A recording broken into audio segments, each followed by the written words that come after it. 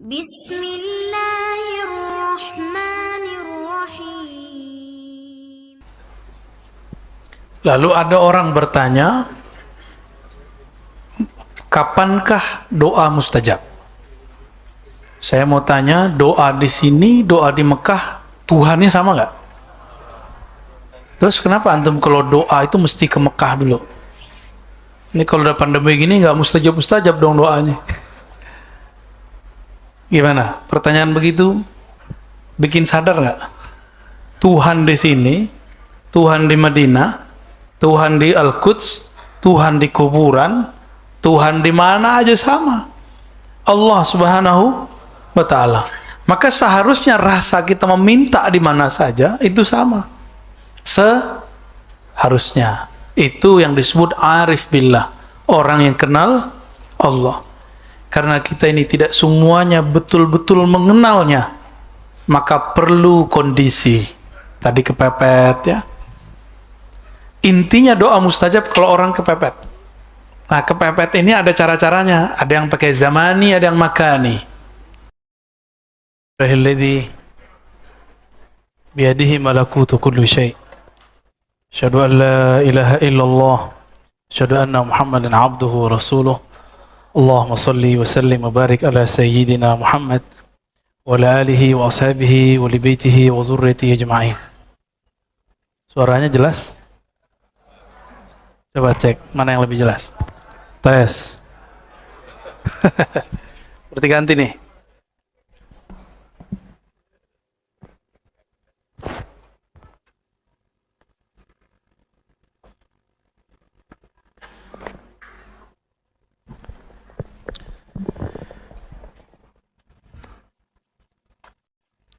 Insyaallah pada malam ini kita mengkaji bab yang ke-41 dari kitab Ar-Risalah Al-Qushairiyah. Judulnya sederhana, Ad-Du'a. Udah sering ya? Apa arti doa? Minta ya? Mohon. Makanya nggak dijabah. Makanya belum nyampe-nyampe. Karena kesannya memberitahu Allah. Sebelum kita dicipta, Allah sudah tahu belum hajat kita apa? Maka Allah pasti sudah menyediakan semuanya tanpa kita minta. Itu sebabnya orang-orang musyrik tanpa dia meminta kepada Allah, mintanya ke selain Allah pun dikasih. Ya. Supaya Allah memberkahi kita yang hadir, guru-guru kita semua, membukakan mata hati pikiran, mari kita baca surah Al-Fatihah. Kita hadiahkan untuk kepada siapa yang diturunkan Al-Fatihah kepadanya. Baginda Nabi SAW dan imam kita yang pengarang kitab ini, Al-Imam Abul Qasim Al-Qushairi. Al-Fatihah. A'udzubillahi minasyaitonir rajim. Bismillahirrahmanirrahim. Iyyaka na'budu wa iyyaka nasta'in. Shiratal ladzina an'amta 'alaihim waladdallin. باب الدعاء بسندنا المتصل للإمام أبي القاسم القشيري قدس الله سره قال ادعوا ربكم تضرعا وخفية ya. Dalam surah Al-A'raf ayat 55. Nah, ini yang saya suka dari kitab ini. Dia kalau nggak mulai dengan ayat, mulai dengan hadis. Dan ketepatan bab ini memulai dengan dua-duanya. Mulai dengan ayat, hadis. Inilah yang menginspirasi kitab Riyadhus Shalihin. Sebelum ada hadis dimulai dengan ayat. Pengarangnya kitab Riyadhus Shalihin siapa pengarangnya? Imam An-Nawawi. Jadi thariqahnya Imam Nawawi, thariqahnya Qushairi. Thariqah Imam Nawawi, thariqah Imam Qushairi yang sudah kemudian dikembangkan oleh Imam Ghazali. Ya. Ayatnya surat Al-A'raf ayat 55, ud'u rabbakum tadarru'an wa khufyata, ya, wa khufyah. Mintalah kepada Allah dengan penuh tadarru'. Berarti ada adab. Jika engkau meminta kepada Allah, jangan ngeyel. Jangan sok-sok penting, apa istilahnya? Kita minta tapi intimidasi gitu. Ya. Itu nggak punya adab. Nah, maka kalau saya terjemahkan ini, mohonlah kepada Allah dengan adab. Itu. Apa adabnya? Dua. Tadarru', khufyah. Tadarru'an, dengan penuh kerendahan hati. Jangan bilang, ya Allah kan saya udah doa, kok nggak dikasih-kasih juga? Nah, nggak bakal diangkat. Kita aja digituin orang nggak seneng kok, ya kan? Kita nih, Bapak nih ngasih proposal ke saya lupa buka proposalnya. Terus Bapak ngomong, Kak, aneh kan udah kirim buat ente, mana? Bisa nggak gitu? Mana? Kapan cairnya? Saya kalau ketemu gitu, lu siapa? Bukan pakai aneh ente lagi, ya? Kamu siapa? Udah minta marah-marah lagi, intimidasi lagi. Yang boleh intimidasi yang punya, ya. Antum punya utang nih, boleh aneh ini. Oke. Itu yang disebut tadarru. Dengan ini beda dengan tawadhu. Tawadhu kepada sesama makhluk. Kalau tadarru menghinakan diri di hadapan Khalik. Tawadhu merendahkan hati di hadapan makhluk. Ini beda. Tawadhu dengan tadarru. Tawadhu dari kata tawadhu'a ya tawadhu'u. Wadhu'a, meletakkan egomu di depan makhluk. Kita ini kan masing-masing punya ego. Masing-masing punya ego. Kenapa seseorang mesti berguru? Karena di saat itulah dia meletakkan egonya. Maka antum yang hadir ini berarti salah satu egonya sudah dapat dikendalikan. Kan gengsi. Apalagi kalau ada yang ustadz di sini. Saya lihat ada wajah-wajah ustadz sih ya. Sembunyi-sembunyi nggak usah sembunyi, udah tuh ngaji aja. Kita juga, aneh juga ngaji kok. Ini cara saya untuk ngaji. Karena waktu kita untuk membaca sudah nggak ada. Sok sibuk. Maka saya dalam taklim ngaji kitab, mengulang-ulang apa yang dulu pernah kita baca. Ini kitab dulu saya baca umur saya 14 tahun, ya. Guru saya bilang, saya udah tua, seharusnya kamu. Makanya ketika beliau mengatakan begitu, saya ingat saya harus selesaikan baca kitab ini. Umur 14, umur 15 guru saya wafat, ya. Abuya Hasan Basri Jalil, mursyid saya dalam Thariqah Naqsyabandiyah dan Samaniyah Qadiriyah, ya, rahimahullah syekhana, amin. Ud'u rabbakum tadarru'an wa khufyata. Maka kalau meminta rabbakum, Rabb engkau, apa arti Rabb? Rabbun itu secara nama ini berbeda dengan ilah, tapi yang dinamakan sama. Allah yang kita sujud kepadanya, Allah menamakan dirinya ilah. Allah tempat kita menggantungkan harapan, yang menumbuhkan satu helai rambut di tubuh, yang menjaga peredaran darah kita, semua tulang ini, itu disebut Rabb. Dia juga, dialah Rabbun, dialah ilahun. Udah jadi bahasa Indonesia, Rabbi. Biasanya para penyair sastrawan mengatakan Rabbi izzati. Izzati artinya keagungan Allah Subhanahu wa taala. Ada juga ilahi, ya. Udah jadi bahasa Indonesia ya? Ilahi. Beda lagi ya, elah itu beda lagi ya. Wa qala azza wa jal, wa qala rabbukum ud'uni astajib lakum. Surah Ghafir ayat 60. Allah berfirman, Tuhanmu berkata. Jadi saya sudah sampaikan di awal jauh-jauh hari, boleh menerjemahkan kata Rabb dan ilah menjadi Tuhan, gak masalah. Saya jamin dunia akhirat antum selamat, ya. Ini jaminan ilmu bahasa. Jangan pakai emosi dalam menerjemah sesuatu, pakai ilmu. Karena kita nerjemah ke bahasa Arab, karena bertanyalah ke ahli bahasa Arab.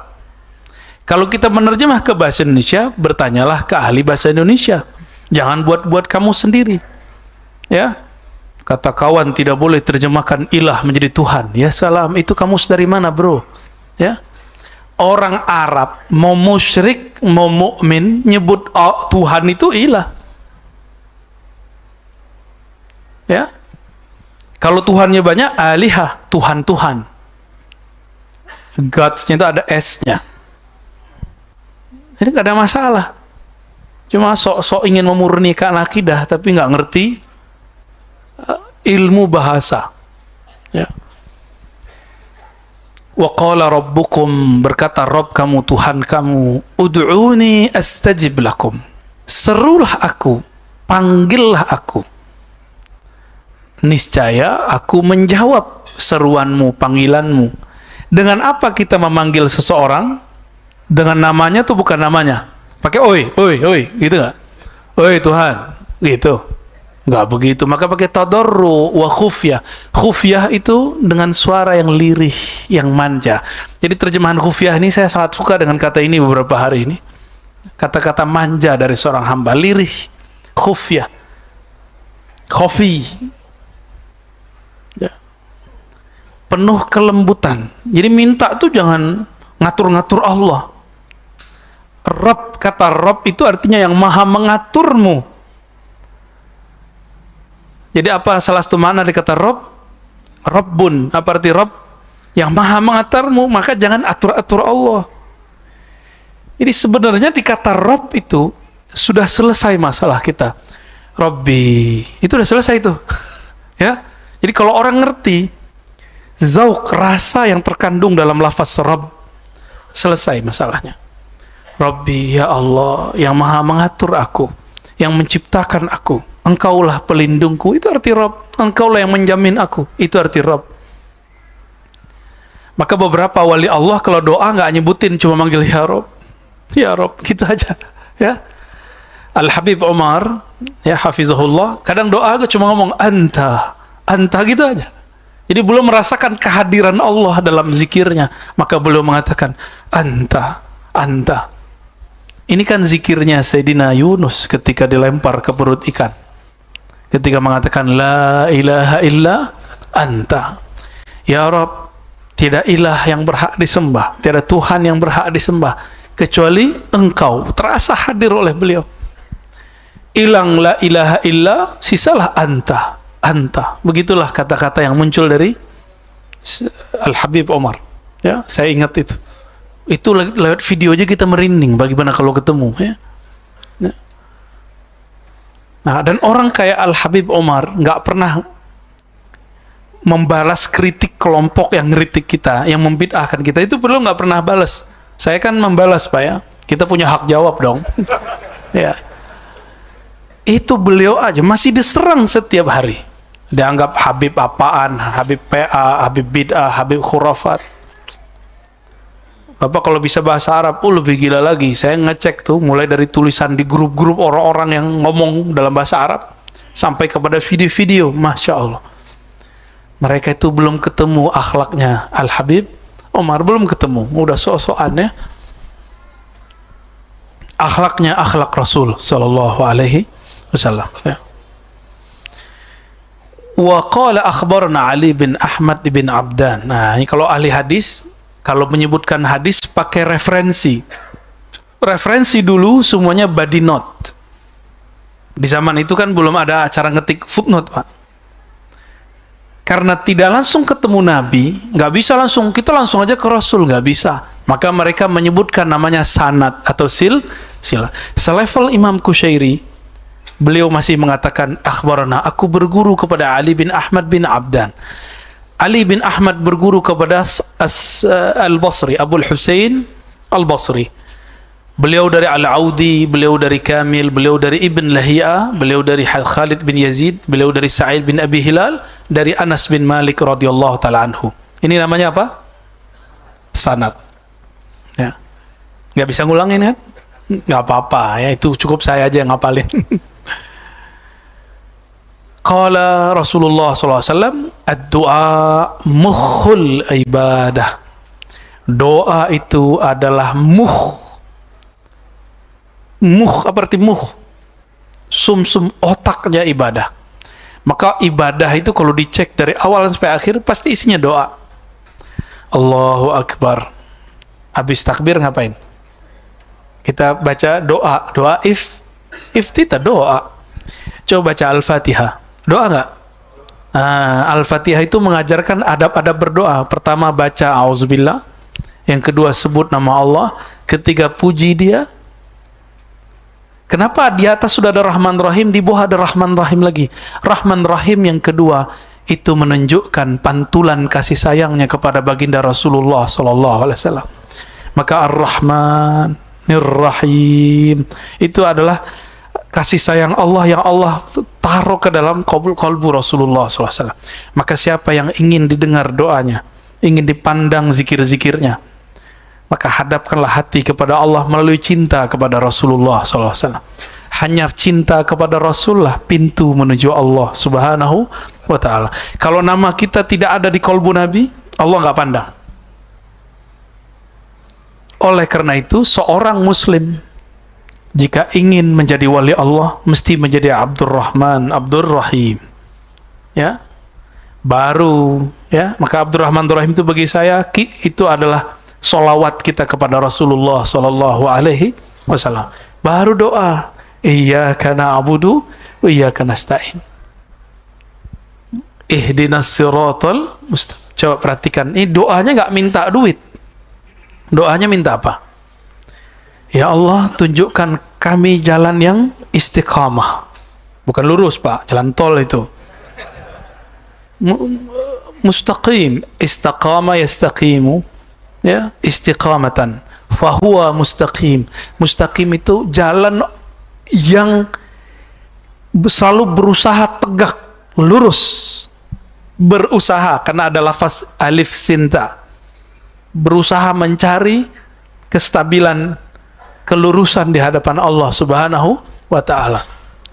Maka lafaznya pakai istiqamah, menunjukkan ada usaha. Ini nggak boleh GR kita ini. Ya. Nah, ini kalam daripada Allah mengajarkan kita. Jadi kalau minta, jangan minta duit. Mintalah syukur. Itu namanya siratal mustaqim. Siratal mustaqim itu jalan yang lurus, syukur. Mintalah syukur kepada Allah. Antum nggak usah minta zikir yang banyak. Mintalah supaya dibantu berzikir. Jangan minta suci, nggak mungkin, kita ini bukan hamba yang suci. Mintalah taubat nasuha. Jangan minta supaya jadi malaikat. Wallahi tidak akan bisa. Antum kira aneh ustadz nih. Aneh lebih banyak dosa dari antum. Karena aneh tahu melakukan. Antum nggak tahu, nggak apa-apa. Kayaknya ada yang lebih tahu dari aneh nih. Dosanya lebih gede. Jadi jangan dikira orang-orang yang selama ini kita anggap orang suci, orang bersih, itu suci. Enggak. Dia sama kayak kita. Ya. Jadi kalau nanti kita menemukan kekurangan di orang-orang yang kita anggap guru, berarti dia benar seorang guru. Dia bukan nabi. Kalau antum ketemu guru nggak pernah maksiat, nggak pernah salah, jangan-jangan dia bukan orang, tapi malaikat lagi menyerupain. Ada nggak orang begitu? Nggak ada. Ya. Ad-du'a mukhul ibadah. Doa itu inti dari semua ibadah. Ya. Doa dalam bahasa Arab diartikan menyeru. Menyeru mesti kepada sesuatu yang jelas ada. Maka panggillah dia. Jadi doa itu memanggil. Panggillah dia dengan namanya. Doa juga bisa diartikan berkoneksi. Jika kita hendak berkoneksi, menelpon seseorang, nomornya harus pas. Betul. Kita mau nelfon seseorang, kita nggak dikenal sama dia, dia angkat nggak? Paling dia bilang, siapa nih? Aku, matiin dia ya. Harus tawasul dulu. Saya muridnya si Anu, diminta untuk datang. Ya. Oh ya udah datang. Gitu Pak. Itu baru hukum manusia. Adab-adab kepada manusia itu diturunkan daripada adab-adab ketinggian kepada Allah Subhanahu wa ta'ala. Makanya disyariatkan tawasul di situ.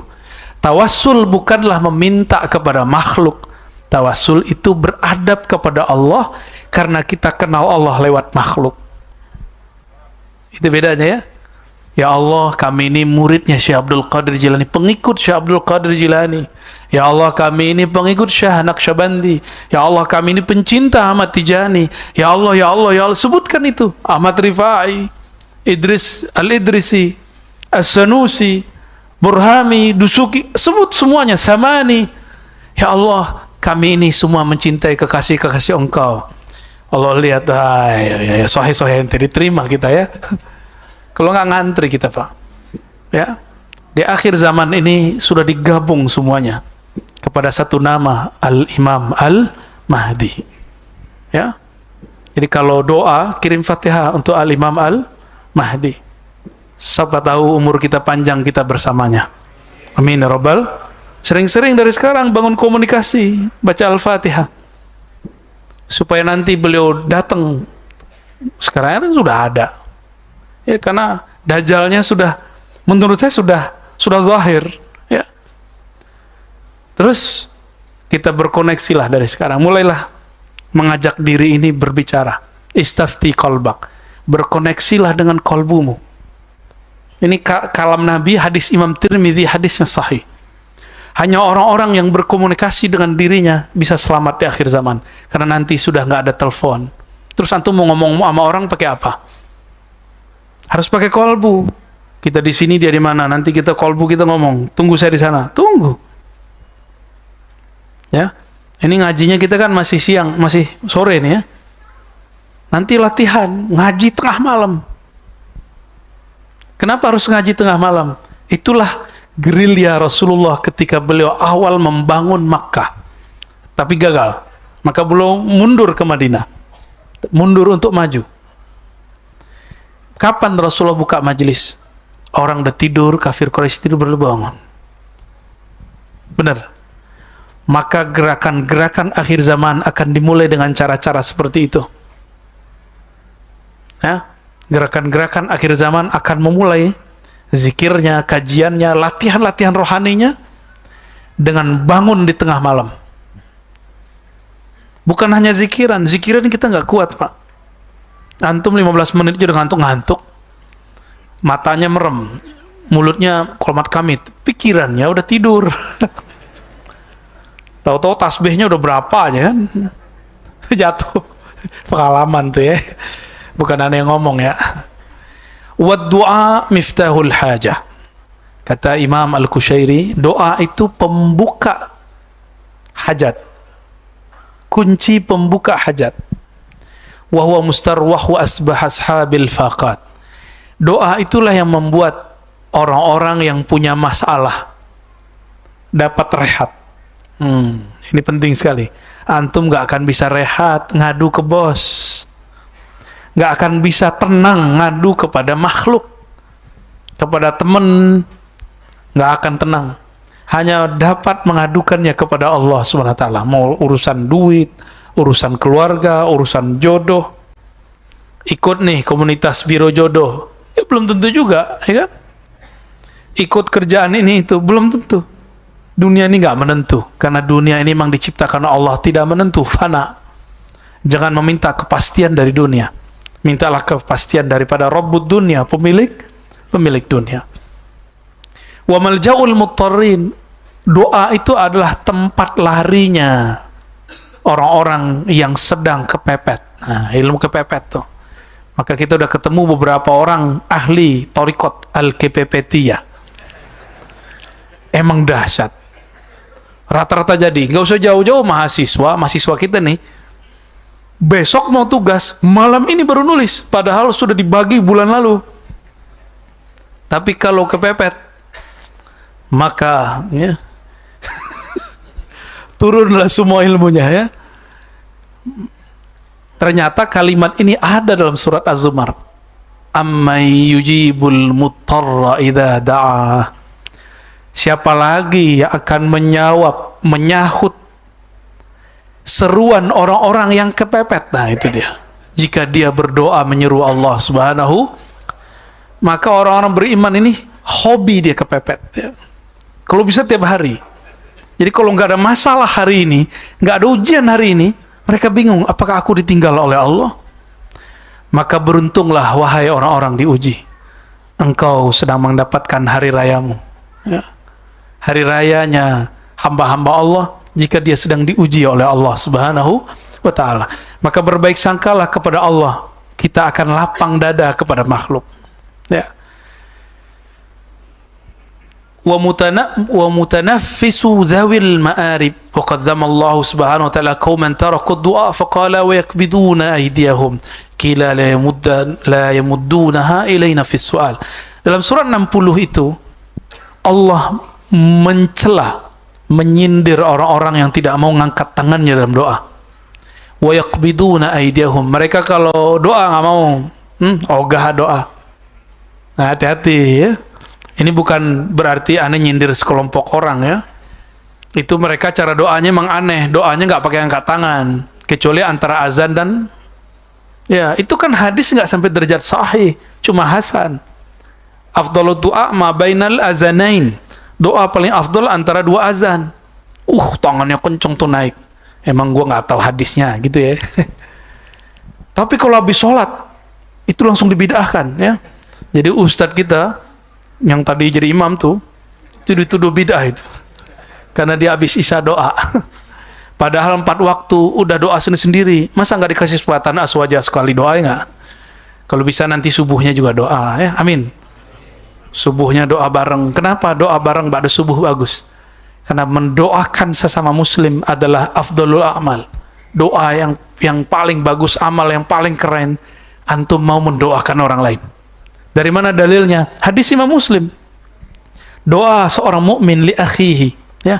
Doa seorang mukmin untuk saudaranya. Kita kan egois. Kapan ente doain orang lain? Kapan? Kapan doain orang lain? Habis sholat beneran? Nggak yakin. Aneh paling cuma imam aja tuh. Kenapa khotib diangkat Allah jadi khotib? Karena dia mau mendoakan sesama mukmin. Allah maghfir lil mu'minina wal mu'minat. Kalau nggak turun dia nggak sah sholatnya. Ya. Jadi rukun itu. Jika rukun ibadat sholat Jumat dalam khutbah ada doa terhadap orang beriman, maka ruknul walayah, rukunnya kewalian, seorang yang dicirikan wali ada pada dirinya, dia bahkan mendoakan orang yang dibenci supaya menjadi baik. Ini cuma beda-beda tipis, beda jingkrang enggak jingkrang, beda jenggot enggak jenggot, beda coblosan, antum udah benci-bencian. Ya. Wali apaan ente, ya? Ngaca kepada wali-wali Allah, ya. Kita malu kepada wali-wali Allah. Wali Allah tidak pernah benci di kalbunya. Ya. Capek lah Pak benci itu. Allah ini menciptakan alam dengan cintanya. Lalu kenapa kita melawan takdir itu? Melawan kodrat alam? Ya. Pertemuan ini semuanya karena cinta. Antum ketemu seseorang karena cinta. Ada cinta fulus, ada cinta nafsu, ada cinta ilmu, ada cinta Allah. Wa ma lillahi baqiya. Yang karena Allah pasti kekal. Ada yang kumpul karena politik. Antum coba lihat, udah berapa tahun ini, bubar nggak? Bubar. Apa kurang cukup ayat-ayat Allah ini? Apa masih belum lagi, mau dibuat lagi nanti? Silakan, saya nggak ikut. Saya ingin bergerak dalam cinta kepada Allah Subhanahu wa taala. Inilah yang disebut dari hadis Imam Abu Daud, hadis Ibnu Majah, hadis Imam Ahmad, hadisnya sahih. Nanti di akhirat akan muncul sekelompok orang, dia bergerak seperti halilintar, kilat. Orang-orang masih dihisap, dia cepat sekali nyampe langsung di ujung sirat. Lalu disebutkan di hadis itu, yaghbituhumul anbiya wasyuhada. Jangankan ente, nabi dan para syuhada aja bingung, iri positif. Ini siapa ini? Kok mereka bisa begitu? Nabi iri, kenapa? Umatnya tidak semuanya begitu. Itulah umat Nabi Muhammad SAW yang Nabi sebut ikhwan. Itu dia. Yang Nabi SAW katakan ketika ditanya oleh Allah, itu siapa ya Rabb? Allah menjawab, hum al-mutahabbuna biruhillah. Mereka saling mencintai dalam ruhnya Allah. Ruh itu artinya rahmat, hembusan kasih sayang Allah Subhanahu wa ta'ala. Bukan ya Allah cuma beda politik doang, ya. Cuma beda jingkrang nggak jingkrang doang, ya salah. Ya, cuma beda kunut nggak kunut doang. Cuma beda Sayyidina nggak Sayyidina doang. Cuma beda Asy'ariyah Salafi doang. Ya, kok cuma beda satu ahbab jamaah tabligh, satu bukan? Kenapa kemudian kita beda? Jangan-jangan di dalam kolbu ini banyak kamus kebencian, bukan kamus kasih sayang. Dan saya minta ampun kepada Allah jika saya menjadi asbab orang saling membenci. Ya, Dan saya minta ampun kepada Allah jika ada yang dikritik malah kemudian tersinggung. Kita biasa dalam dunia ilmiah itu kritik mengkritik. Malah kritik itu dirayakan di kampus-kampus dan di pesantren. Tapi oleh orang-orang yang mengkultuskan gurunya dan pendapat gurunya, mereka anti kritik. Kritik dia ngamuk, dia bawa-bawa Allah dan Rasulnya, bawa-bawa hari kiamat dan panitia surga neraka. Tersinggung lagi deh. وقال سهل ابن عبد الله التستري خلق الله تعالى الخلق وقال ناجوني فإن لم تفعلوا فانظروا إلي فإن لم تفعلوا فاسمعوا مني فإن لم تفعلوا فكونوا ببابي فإن لم تفعلوا فأنزلوا حاجاتكم بي. Sahal bin Abdullah membacakan sebuah riwayat ketika Allah menciptakan makhluk semua, maka Allah mengatakan najuni, bermanja. Manja itu bahasa Arab, Pak. Naja, ya, ya, naja, tempat bermanja. Bahasa Arabnya manja. La manja wa la malja illa ilaik. Kan ada riwayat begitu. Jadi bahasa Indonesia ini bukan cocok logi ya. Ini asli. Ini tanda kalau kita ngutang sama habaib ini banyak. Ngutang sama orang Arab banyak ya. Bermanja-manja ya. Bermanja itu pengen dibebaskan, pengen diperhatikan.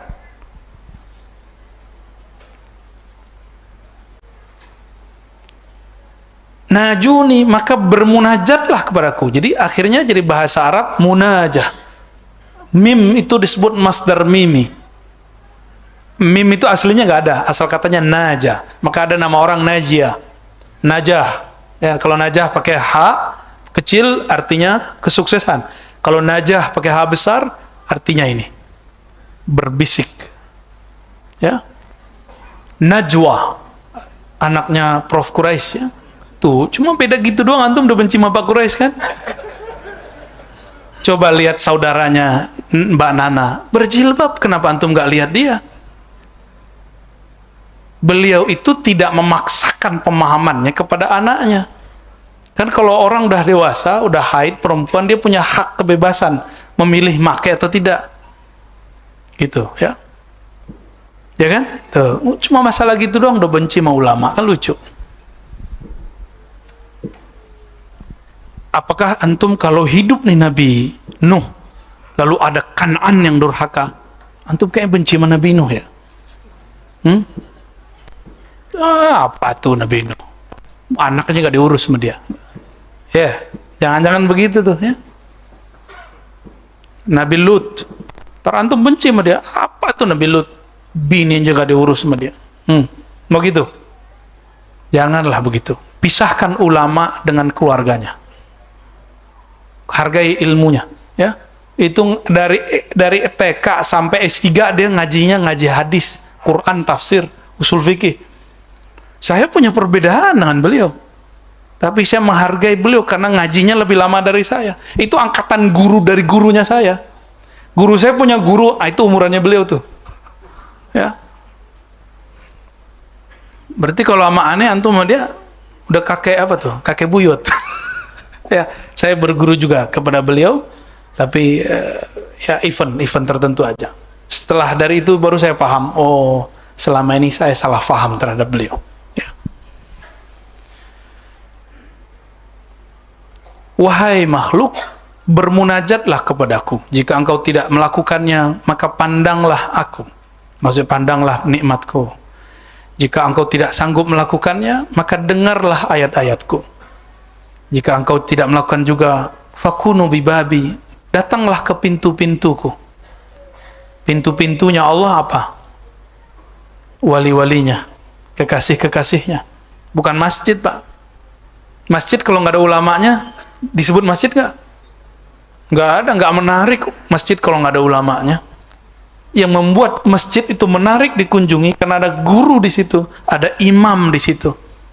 Ya, jadi daya tariknya bukan sajadah yang bagus. Maka seorang pengurus jangan sibuk cuman membangun fisik, sibuklah membangun peradaban rohani dan intelektual. Insya Allah masjidnya akan ramai terus. Ya. Karena orang-orang yang datang seperti antum ini bukan orang-orang yang cari makan malam toh, ya kan? Antum cari makan ruhani. Soalnya kan? Berarti antum datang ini bukan fisiknya yang datang itu adalah rohaninya. Itu yang datang, ya. Alhamdulillahirabbil, udah seneng aja. Ya. Jika engkau tidak melakukan itu juga, fa'anzilu hajatikum bi. Maka serahkan saja hajatmu kepadaku. Saya bertawakal gitu. Kapan doa diijabah? Doaul hal. Kata Imam Sahal.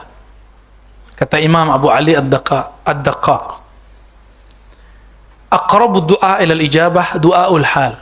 Doa yang paling cepat diijabah Allah, doaul hal. Doa ketika rasa itu turun. Maka jangan berdoa kalau belum ada koneksi kolbu dengan Allah. Ya.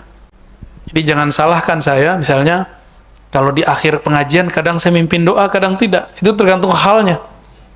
Halnya nggak turun ya doa. Ya, gitu ya.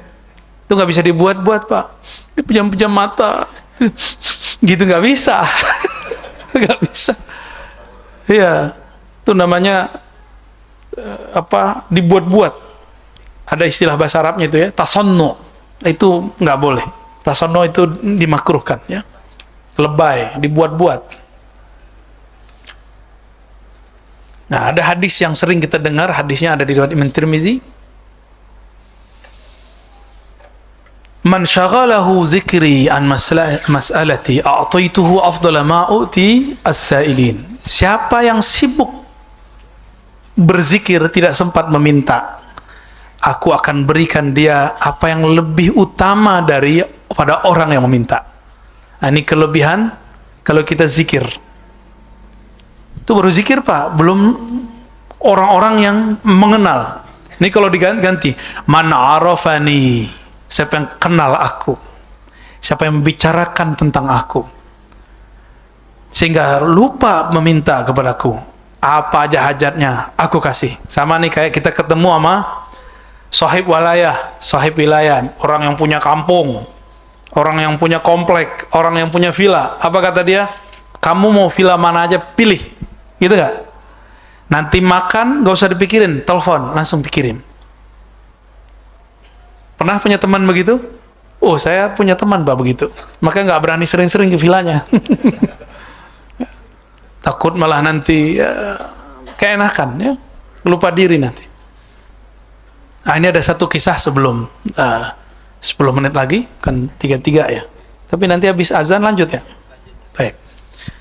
Datang seorang perempuan kepada Al-Imam Junaid yang wafat 279 Hijriah. Imam Salaf, guru dari Imam Asy'ari. Imam kita dalam akidah. Katanya di depan sudah dipasang ya, ahlu sunnah ya. Bagus ya, harus berani. Ya. Selamat buat pengurus ya. Ya, dibenci-benci, dimarahin dikit bolehlah.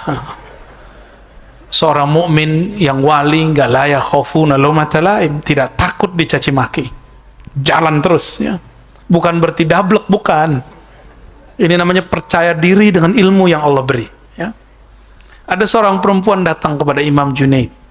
Jadi ternyata tradisi datangin guru untuk minta doa itu udah ada dari dulu. Antum jangan minta doa mana, minta doanya sama imam ya.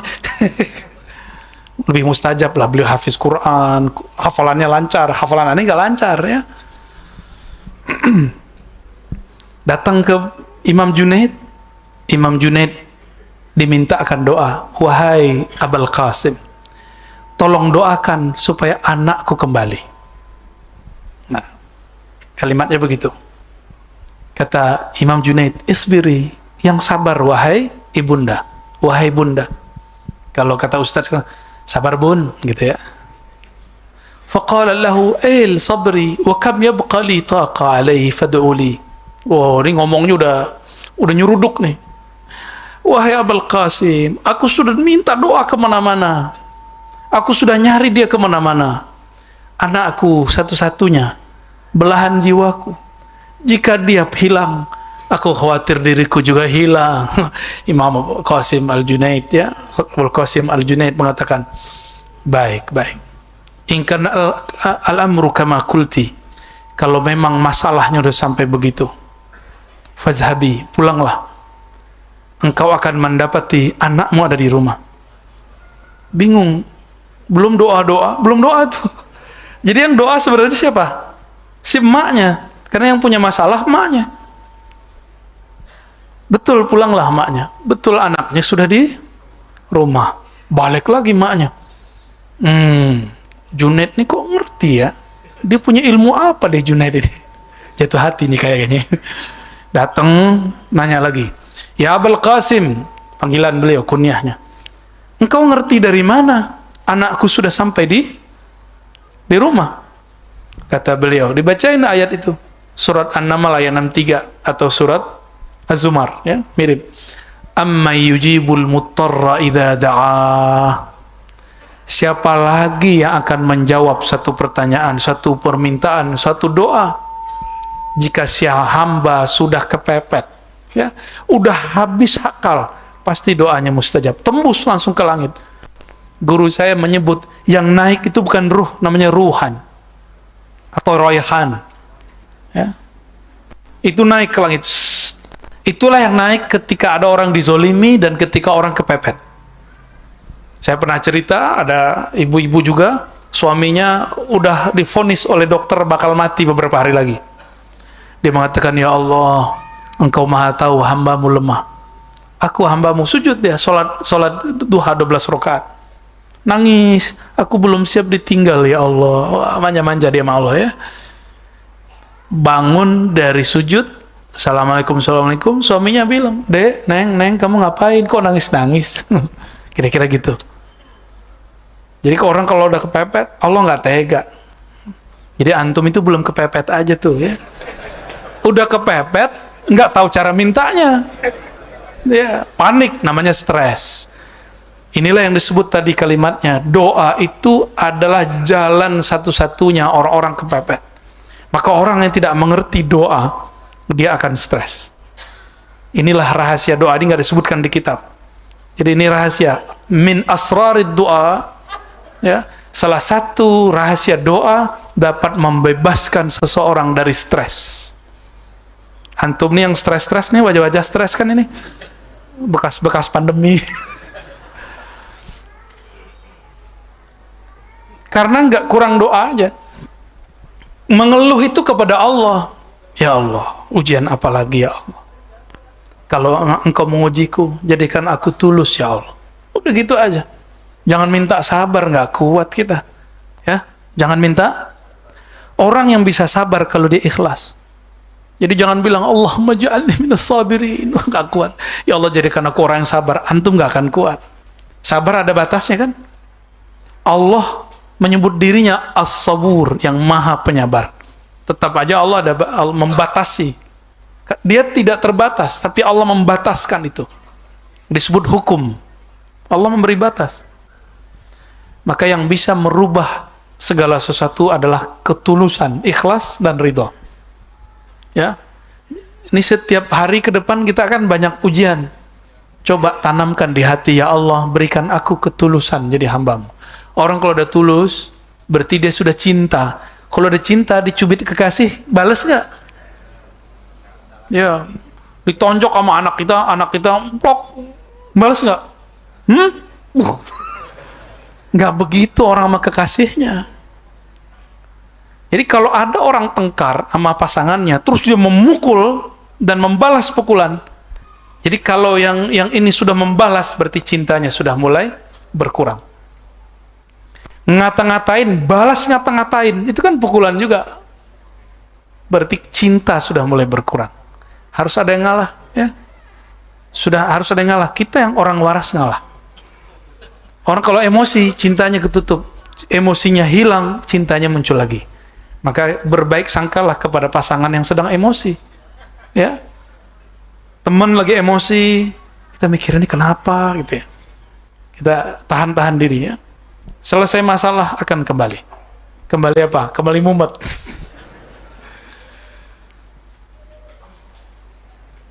Apa kata beliau? Yajibu ayakuna al-abdu sahiba du'ain bilisani wa sahiba ridha biqalbi. Semestinya seorang hamba Allah lisannya sibuk menyebut nama Allah, batinnya sibuk untuk meridhoi ketentuan Allah. Jadi jangan atur-atur Allah. Ini tips biar antum hidup bahagia. Ya, semua doa yang sudah kita lafazkan lalu kita katakan aku sudah doa kok Allah belum beri, itu langsung di cancel. Yang tadi mau naik udah nyampe di langit pertama jatuh lagi. Ya, karena tawasulnya kurang, sholawatnya kurang, itu nggak naik-naik tuh. Perasaannya lama. Lalu kita ngomong, saya udah doa kok nggak dikasih-kasih. Ya, emang Allah perlu apa dengan kita untuk menjawab doa? Kita kan nggak perlu. Kita ini akan menjawab seruan seseorang karena kita nganggap dia penting, benar nggak? Contoh, nih mohon maaf, udah pulang kantor atau lagi libur, tiba-tiba bos ngundang, datang kan? Karena antum punya kepentingan dengan si bos, takut dipecat, takut tunjangan dan proyek tidak dibagi-bagi. Belum, 1 menit lagi. Baik, kita tawakuf sebentar. Wassallallahu ala sayyidina Muhammad. Billahi rabba bil islam sayyidina Muhammadin nabiyya wa rasulah. Lalu ada orang bertanya, kapankah doa mustajab? Saya mau tanya, doa di sini, doa di Mekah, Tuhannya sama nggak? Terus kenapa antum kalau doa itu mesti ke Mekah dulu? Ini kalau udah pandemi gini nggak mustajab dong doanya. Gimana? Pertanyaan begitu bikin sadar nggak? Tuhan di sini, Tuhan di Madinah, Tuhan di Al-Quds, Tuhan di kuburan, Tuhan di mana aja sama. Allah Subhanahu wa ta'ala. Maka seharusnya rasa kita meminta di mana saja itu sama. Seharusnya. Itu yang disebut arif billah, orang yang kenal Allah. Karena kita ini tidak semuanya betul-betul mengenalnya, maka perlu kondisi. Tadi kepepet ya. Intinya doa mustajab kalau orang kepepet. Nah, kepepet ini ada cara-caranya. Ada yang pakai zamani, ada yang makani. Pakai saat lagi susah, lagi banyak masalah, lagi pandemi awal-awal. Sekarang kan udah jarang lagi orang doa yang kayak dulu. Ya, doa-doa kayak jerit-jerit kayak dulu tuh udah jarang. Udah jarang sekarang. Dan antum coba tanya, ada beberapa orang yang menjerit kepada Allah, tiba-tiba di depan rumahnya ada sesuatu. Ada, tiba-tiba sekarang kan ajaib. Dulu kalau Malik bin Dinar bercerita, dia bersalawat kepada Rasulullah, lalu Rasulullah mengatakan, lihatlah di bawah dipanmu, di bawah kasurmu ada dinar. Benar ada dinar. Itu bahasa, menurut saya itu bahasa majazi. Bisa juga hakiki. Dulu kan belum ada ATM ya kan? Benar nggak? Kalau sekarang tiba-tiba di ATM antum ada duit gitu. Itu ngepepet ya. Jangan mabi ngepet ya. Jadi doa itu akan naik diangkat apabila qalbuhu hadirun ma'allah. Qalbunya merasakan kehadiran Allah. Orang-orang itu butuh kadang-kadang stimulus dulu supaya dia merasakan kehadiran Allah Subhanahu wa ta'ala. Perlu ketemu guru dulu, perlu punya masalah dulu. Kalau begitu antum punya masalah aja tiap hari. Ya, biar doa terus tiap hari mustajab. Kalau orang kenal Allah, bagi dia sama. Ada masalah, nggak ada masalah, dia mintanya sama. Datang kepada Allah, tidak nunggu ada masalah. Ini ada kita punya teman nih. Dia hanya datang kalau lagi butuh. Kira-kira kalau besok-besok dia datang lagi, antum bukain pintu nggak? Kalau dia nelfon lagi, diangkat nggak teleponnya? Kayaknya blok ya tuh. Ente kayaknya suka ngeblok ya. Kejujuran. Ini ada kisah panjang sebenarnya yang nanti kita ceritakan di waktu yang lain. Tapi saya ambil kisah yang pendek. Imam Sahal bin Abdullah At-Tustari didatangi oleh Ya'qub ibn Laits.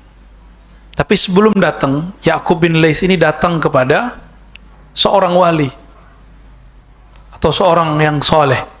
Dia ternyata punya penyakit yang nggak sembuh-sembuh. Minta doa ke ulama mana aja, cuma ada satu yang ngomongnya pedas. Di kampungmu kan ada wali, kok nggak minta ke dia? Ditanya, siapa wali di kampung saya? Sahal At-Tustari. Maka datanglah dia ke sana. Sampai ke Imam Sahal. Imam Sahal bilang, wahai Tuan Raja, bagaimana mungkin doamu mustajab? Bagaimana doaku diterima oleh Allah, sedangkan di penjaramu masih banyak orang-orang yang tidak bersalah engkau masukkan.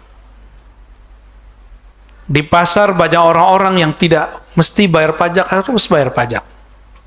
Dia dizolimi oleh preman-preman. Kira-kira begitu kalau dibahasakan. Bagaimana doamu diangkat, sedangkan kau membiarkan kezaliman di sekitarmu. Akhirnya beliau setiap hari mempercepat persidangan dan membebaskan orang dari semua tuntutan, terutama yang dizolimi ini. Barulah beberapa hari penyakitnya hilang. Ternyata di antara yang dizoliminya berdoa, ya Allah, saya dizolimi oleh Tuan Raja, tolong aku serahkan nasibnya kepadamu. Wah, kalau udah begitu doa gawat, Pak. Tapi kalau antum doa hancurin dia, itu belum tentu Allah terima. Tapi kalau kita bilang, ya Allah urus tuh orang, langsung Allah gecek itu orangnya. Kira-kira begitu, Pak. Sudah mau habis. Inti dari teks ini bahwa jika berdoa, doalah dengan dua adab. Ud'u rabbakum tadarruan wa khufyah. Doalah dengan adab. Adabnya cukup dua, merendahkan hati. Lalu yang kedua khufyah. Sampaikan dengan lirih, bermanjalah. Jangan intimidasi Allah, jangan atur-atur Allah. Allah sudah tahu hajat kita semua. Insya Allah nanti jam 8 atau lewat ya, setelah istirahat sebentar, kita lanjut kajian sahih, kajian hadis sahih Muslim, insya Allah. Demikian kita cukupkan. Subhanakallahumma wa bihamdika, asyhadu an la ilaha illa anta, astaghfiruka wa atubu ilaik. Assalamualaikum warahmatullahi wabarakatuh.